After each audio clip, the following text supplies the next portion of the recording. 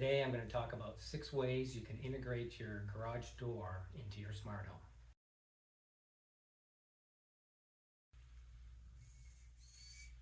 I'm Blake, a professional innovator and designer in pursuit of the invisible smart home. What do I mean by invisible smart home? I'm going to give you an example at the end of this video. Water leak alert.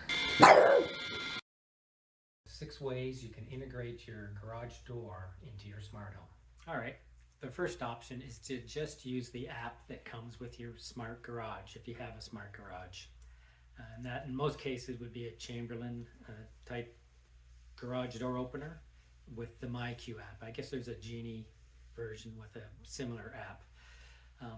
That would be somewhat limiting in terms of your control, and there may be subject to fees when you want to do something different or special. Just a little sidebar. I presume you can hear that clicking, which I can't hear, which is why I had to reshoot this next scene. This is an ultrasonic vehicle position sensor, and I just use it to pull into the garage and stop when it tells me to stop. But I'm just going to unplug it now so you can see the difference. Hear the difference. Right, so I could use one of these robot fingers. You can connect that to your smart app and control it with your phone. And in this case, I would probably take this little tab out here, pull it out.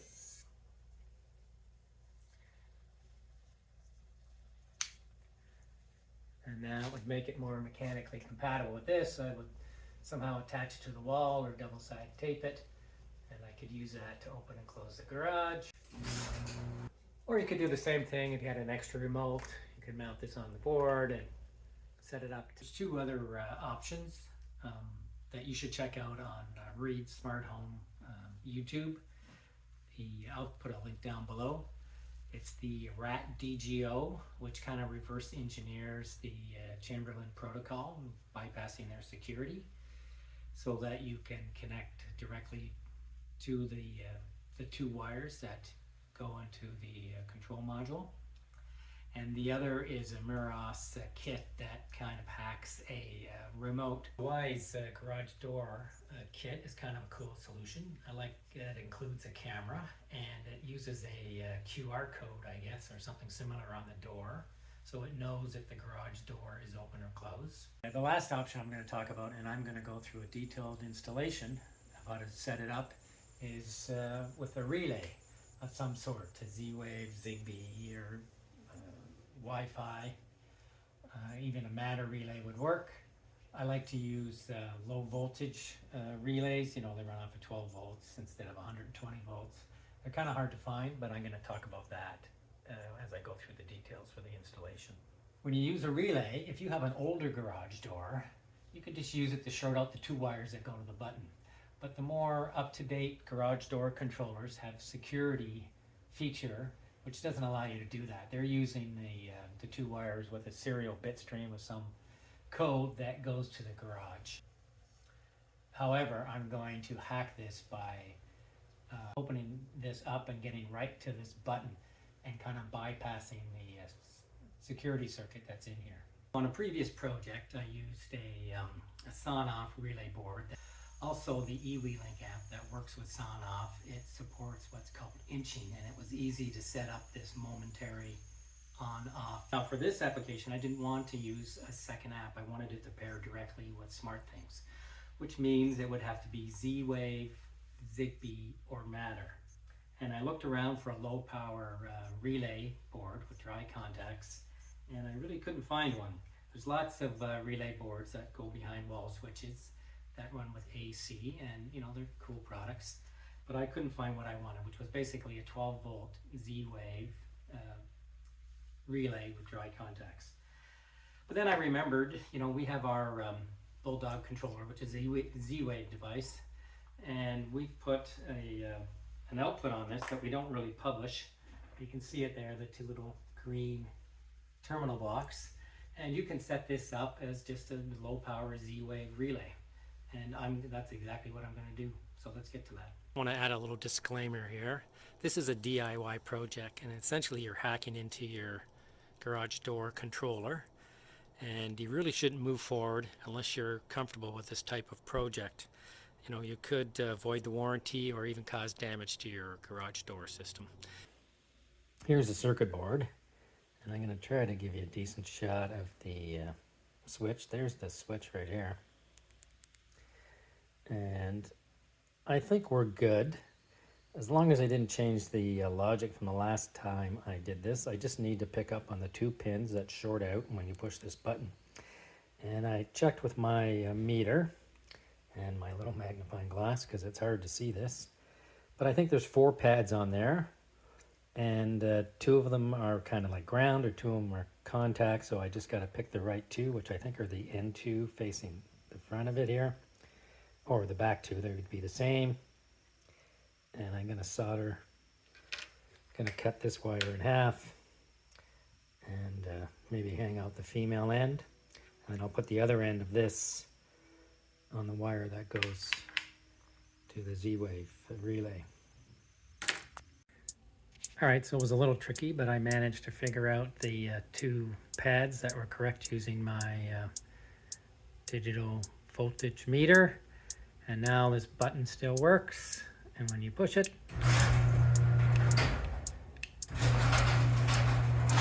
and if I short out these 2, I'll just do it briefly here. That turns off.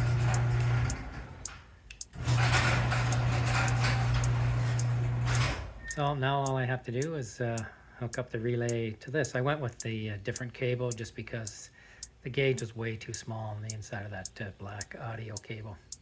Alright, so I remembered to unplug this clicking device this time, my ultrasonic vehicle position sensor.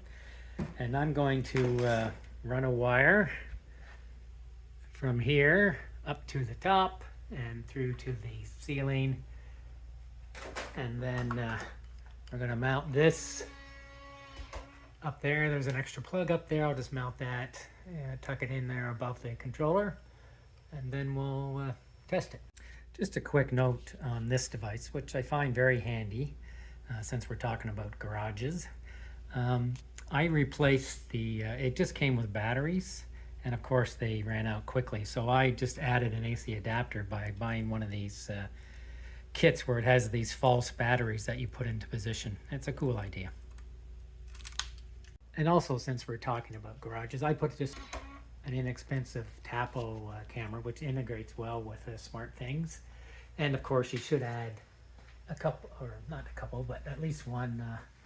I have one there for redundancy, but you know, a door sensor so that you know when this garage door is open and closed, and that kind of completes everything you need to do some cool automation that we'll talk about in a minute. All right, so I've run the cable through to the ceiling, and I'm just going to do a little test here using a battery module, a little mini screwdriver. I think that came with a leak sensor or something. All right, so I did a quick test with the battery module and wired that up. And now I ran the wire to the through the ceiling, and I'm going to mount it up here. This is what it looks like at this end with the extra wire. All right, so it's mounted up there and wired up, and it works, and I'll show you what it looks like in SmartThings. All right, so you can see test 26 there. That's my virtual switch I set up as a momentary switch, and it's triggering the relay, which is the garage door toggle. All right, so now I have a garage door that's integrated with SmartThings. You can do the same thing with any of the other popular hubs, HomeSphere, Habitat, Home Assistant, any hub that connects to a relay. And I think it's a great way to do it because it kind of gives you local control, and then you can integrate it into your other sensors and or triggers. So as an example, in my case, the first thing I'm probably going to do is set up automation to close the garage automatically if it's been open for 5 or 10 minutes. And at the same time, it'll check to see if there's anybody in the garage, or even I have motion sensors in the back of my garage, if there's anybody in the back of the garage, and then it'll close it if there's nobody there and if it's been for 5 minutes. Also, I have the camera and the door sensor integrated, which helps with various triggers. and I can see in the future the cameras being used to tell you if the car is in the garage or not. Right now they can tell you if there's a person around or an animal or a dog or cat. I can see in the future it can tell you if the car has left, arrived, or in the garage. And the nice thing is that I'm not tied to the MYQ app for the garage door, which wants to charge me fees for special configurations to get the video feed, that was triggered. And it's nice that I can do all that in SmartThings. So what makes the smart home invisible? This is an example of a non-invisible smart switch.